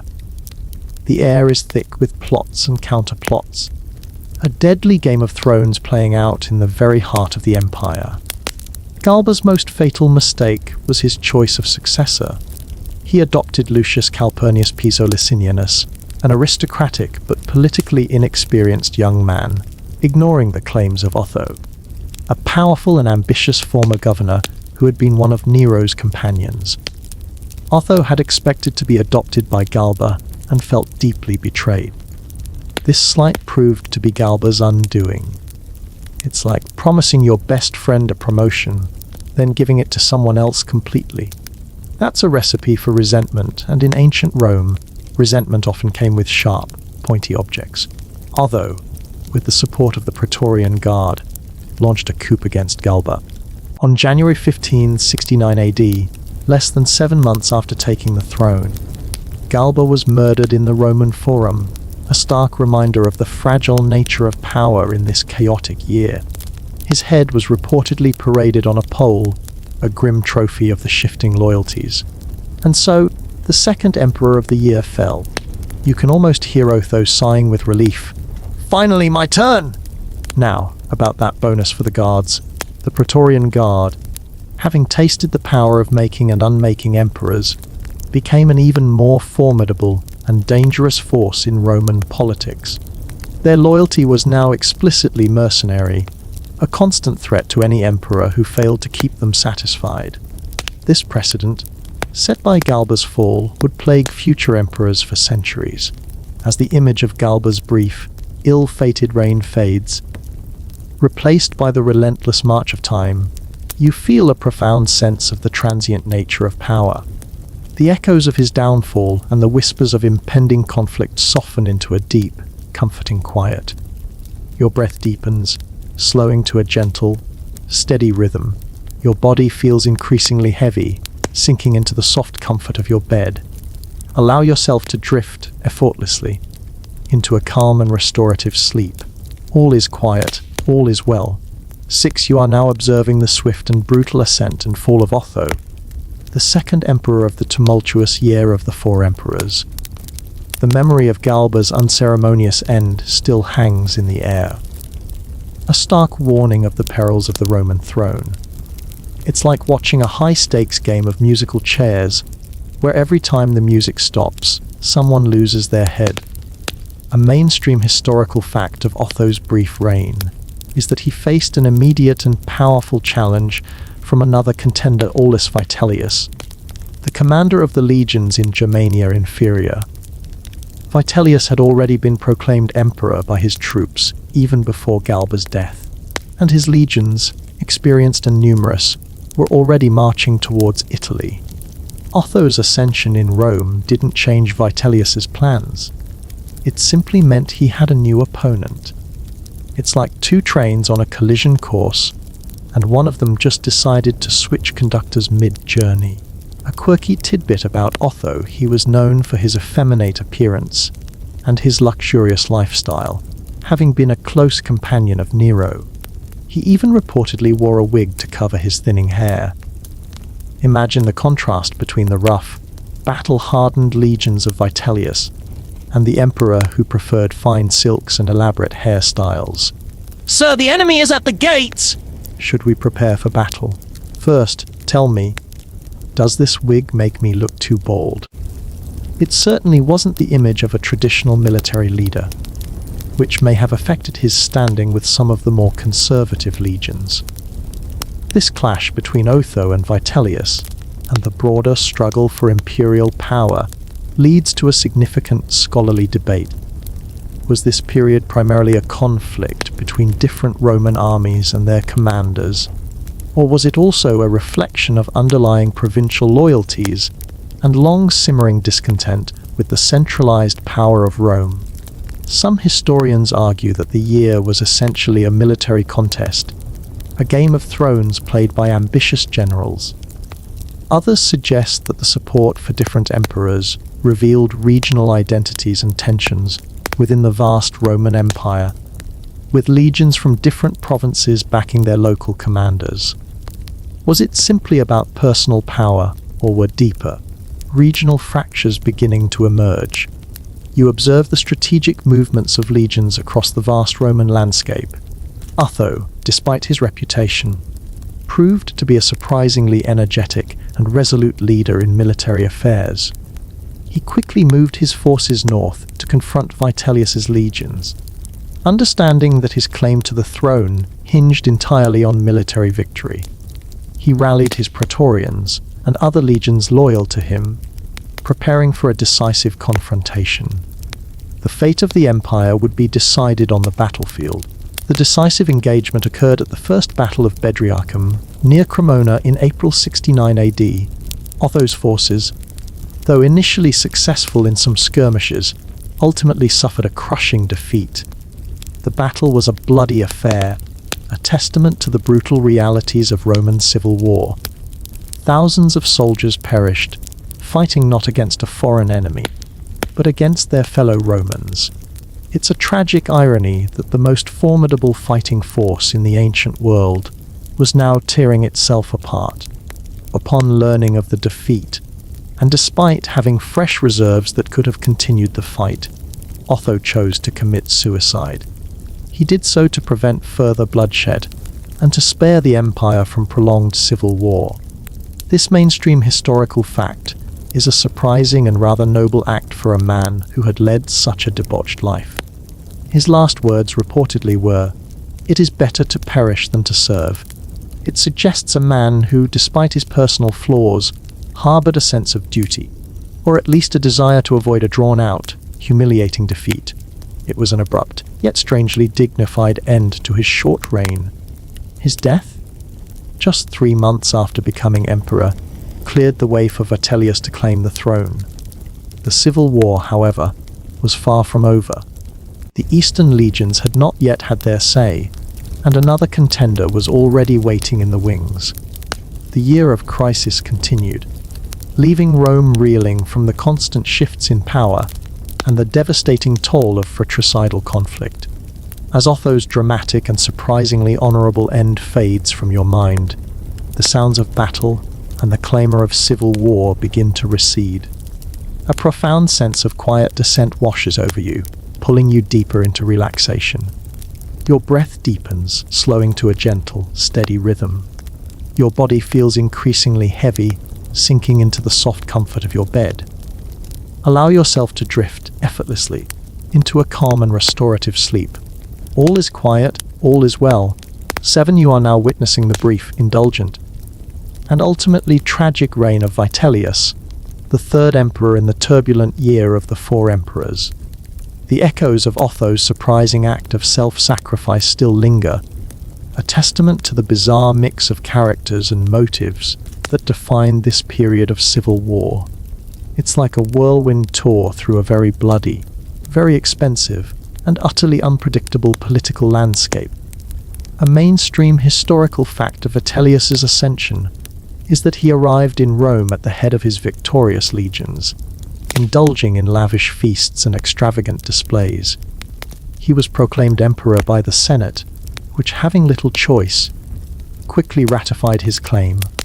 However, his authority was tenuous, and his rule was marked by excessive indulgence and a lack of effective governance. He preferred banquets and entertainment to the serious business of running an empire. You can almost imagine him saying, "Oh, another rebellion. Can it wait until after dessert? I'm having the most delightful roast peacock." A quirky tidbit that exemplifies Vitellius's gluttony. He was legendary for his enormous appetite and his love of extravagant meals.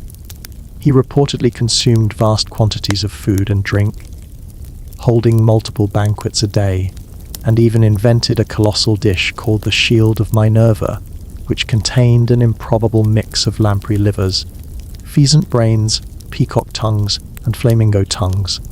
It sounds less like a meal and more like a culinary dare. Imagine the imperial chefs trying to source flamingo tongues in bulk. It's a stark contrast to the austere image of many Roman leaders and highlights his self-indulgent nature.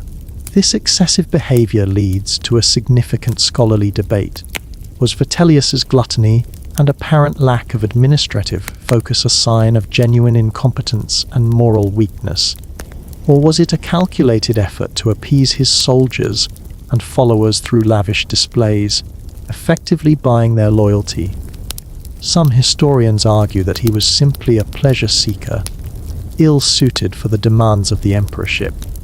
Others suggest that his extravagant feasts were a deliberate attempt to project an image of prosperity and generosity, securing the loyalty of his troops, who had endured a long civil war. Was he a hedonist or a shrewd politician using food as a tool of power? You observe the scene in Rome, a stark contrast to the previous period of fear and political maneuvering. Now, there's an atmosphere of excessive feasting and public revelry, almost a desperate attempt to forget the recent turmoil. Vitellius, a large, often inebriated figure, is at the center of it all, surrounded by sycophants and soldiers who are happy to enjoy the imperial largesse. The constant smell of rich food and wine hangs in the air. However, even as Vitellius indulged, another contender was already emerging from the east, Titus Flavius Vespasianus, known simply as Vespasian.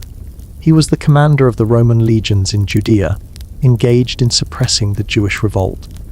Vespasian was a seasoned military man, pragmatic, disciplined, and with a strong, loyal army. He was a stark contrast to the decadent Vitellius. It's like a no-nonsense, hard-working manager taking over from a party-loving, spendthrift CEO. The legions in the eastern provinces, tired of the endless civil war and seeing Vitellius's weakness, quickly declared for Vespasian. The stage was set for the final, bloody confrontation of the year of the four emperors. Vespasian's forces, led by his capable general Antonius Primus, began their march towards Italy. This was a true military juggernaut, disciplined and determined.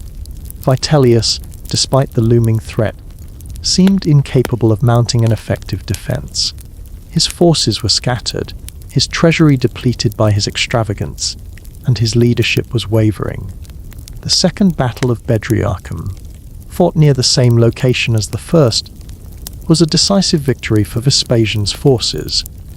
It was an even bloodier affair than the first, with both sides fighting with desperate ferocity. The very landscape seemed stained with the blood of Roman fighting Roman.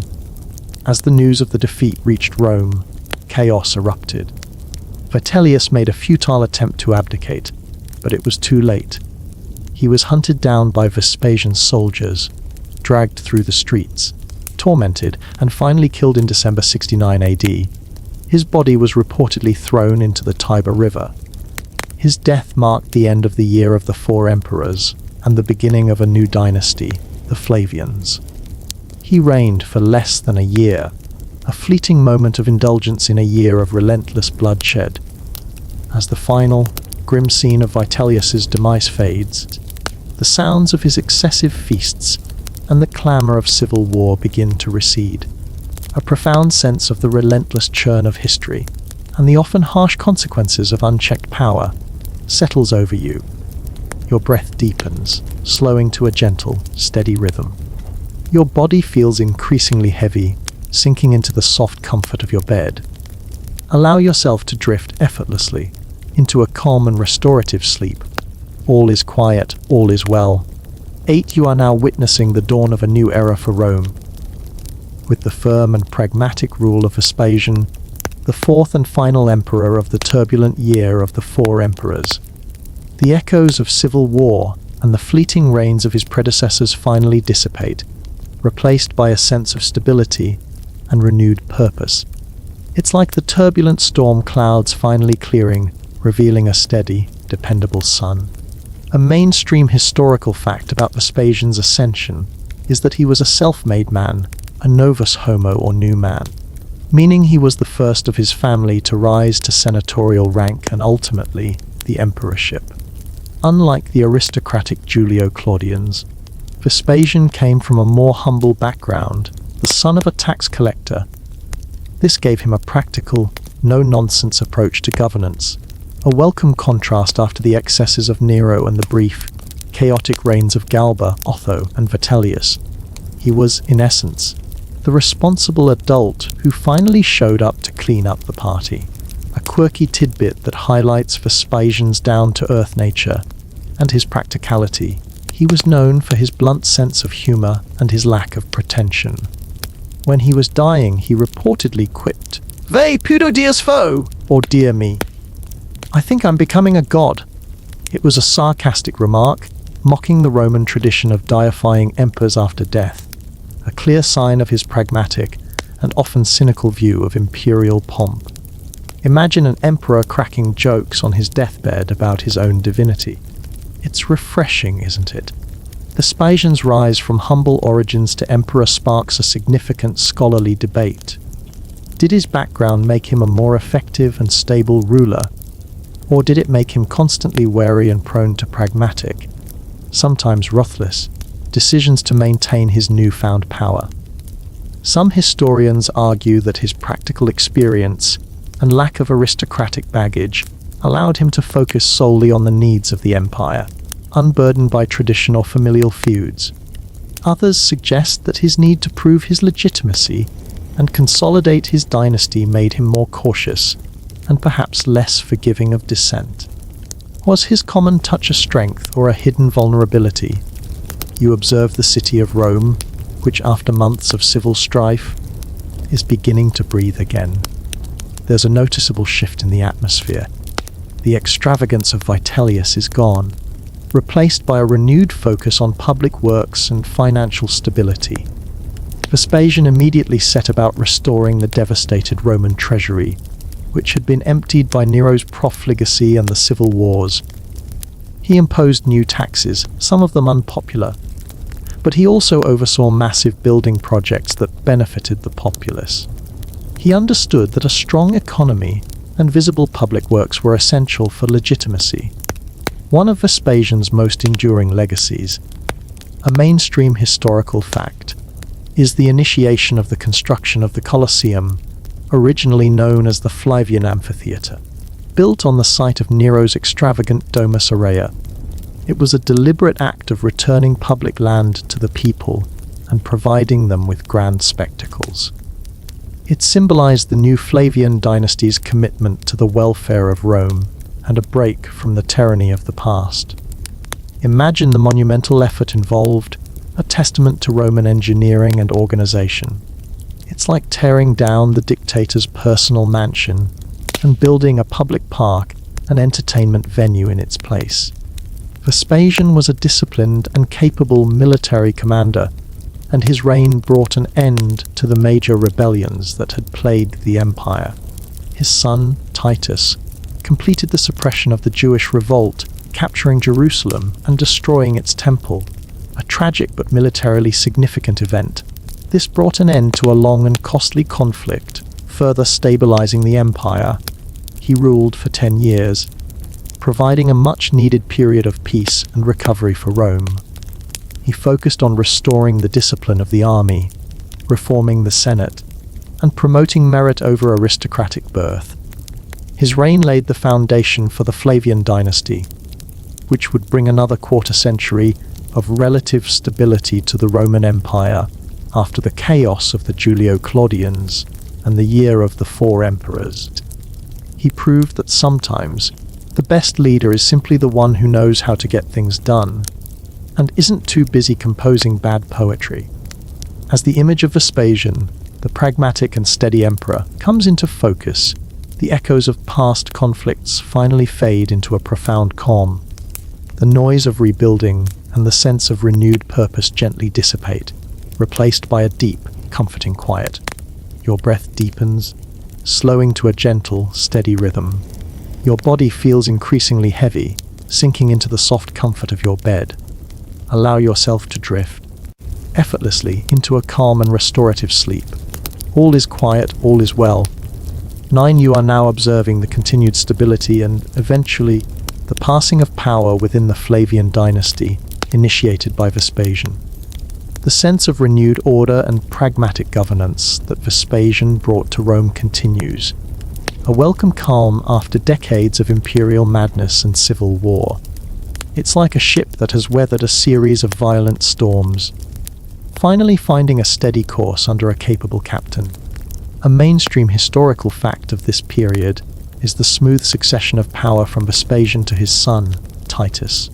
Unlike the turbulent successions of the Julio-Claudian dynasty, Vespasian carefully groomed Titus to be his successor, involving him in governance and military campaigns.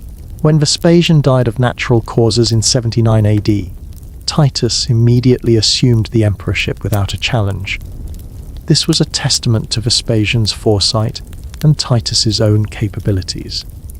It's a rare moment in Roman history where the heir actually takes the throne without a single assassination attempt or a civil war breaking out.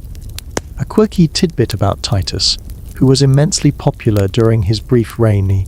He was known as a benevolent ruler, particularly for his generosity and compassion. He reportedly once lamented, "Amici, dime padidi! Friends, I have lost a day!" on a day when he had not done a single good deed for anyone. Imagine an emperor being genuinely upset because he hadn't helped anyone that day. It's a remarkably endearing quality, isn't it? It certainly stands in stark contrast to the self-serving antics of Caligula or Nero. Titus's immense popularity, despite his earlier, more ruthless reputation during the Jewish revolt, sparks a significant scholarly debate.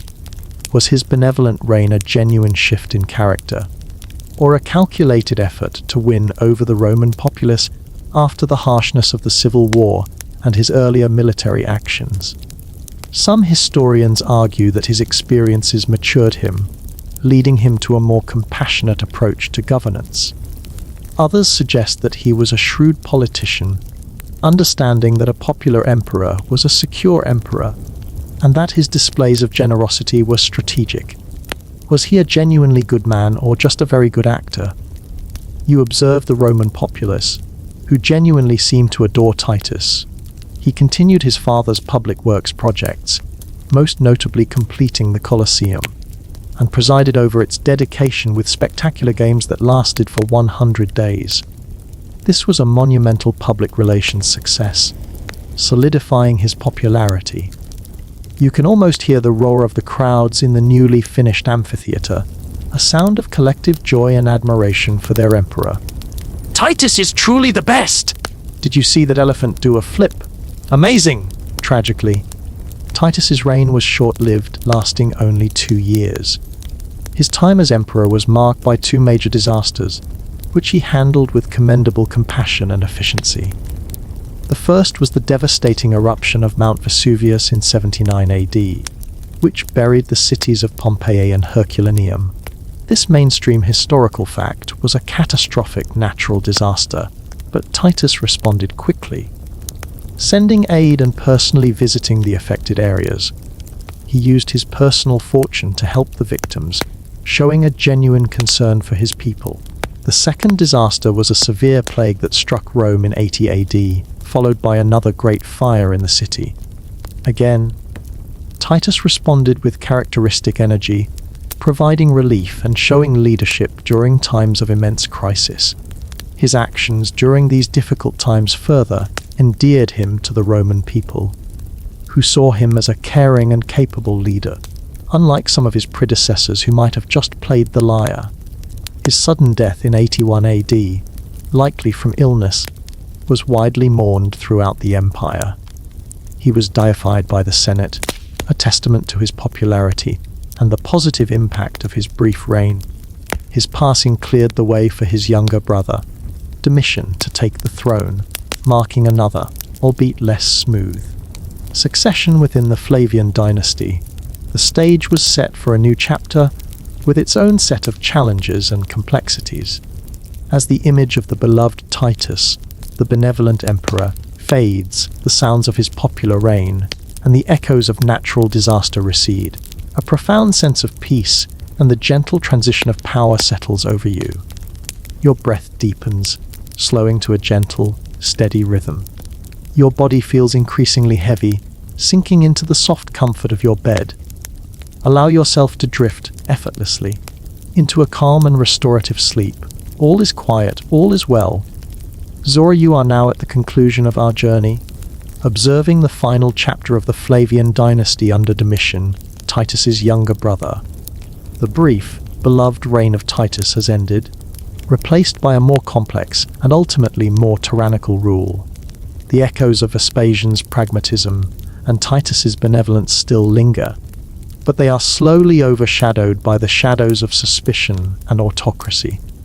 It's like the sun setting on a pleasant day, giving way to a longer, darker night.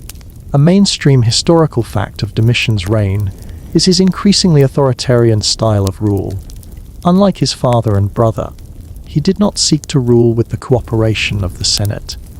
Instead, he preferred to govern as an absolute monarch, openly calling himself Dominus et Deus, Master and God, and demanding divine honors in his lifetime.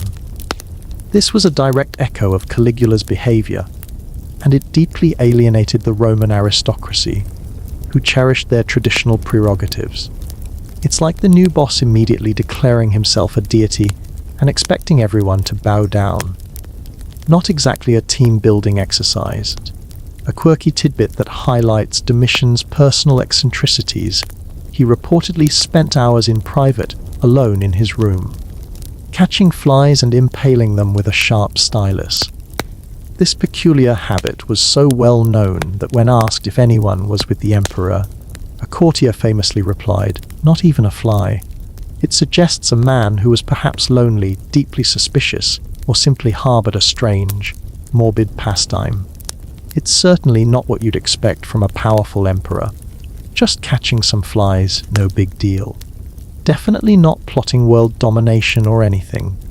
This shift to overt autocracy and his strange personal habits lead to a significant scholarly debate. Was Domitian a truly tyrannical and paranoid ruler, deserving of his negative reputation?